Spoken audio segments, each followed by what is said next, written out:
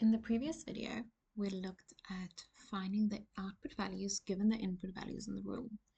In this video, we're going to look at finding the input values, which is usually our x's, but it can of course be other letters just to look at what they gave you. So in this case, it's an n as your input value, given the output values and the rule.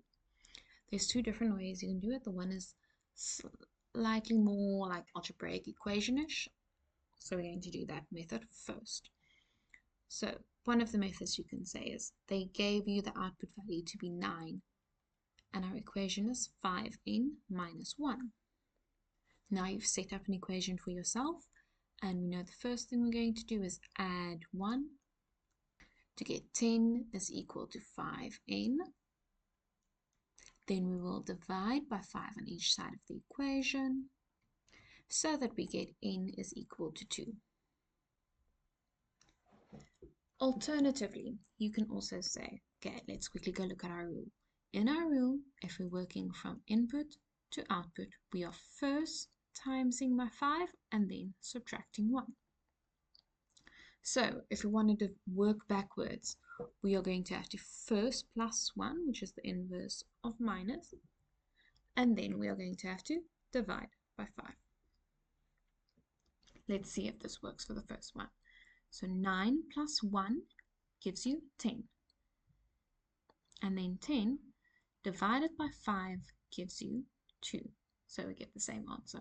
Quickly pause here and do the other ones for yourself and then come back to see if you got the same answers. Did you get 2, 3, 4, and 5 as your answers? Do you also notice that they are consecutive numbers and our numbers here by the output differ by 5, which is that number? Does this remind you of number patterns maybe? Then here's an example where we are given the equation, but the output values, so the y values every time.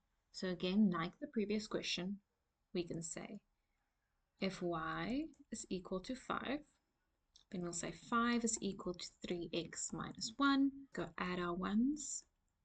So if we get 6 is equal to 3x, and then divide by 3, so if we get x is 2. Or you can go make yourself an inverse equation.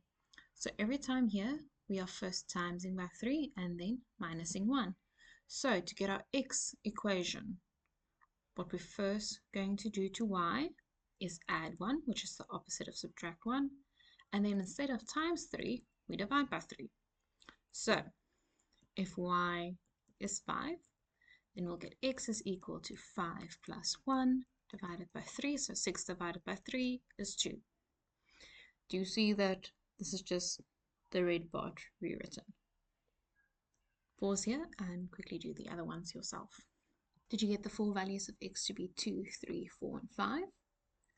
And then we just rewrite it in the same format that we were given, but of course we have found the x's. You're also allowed to use the element of symbol, of course.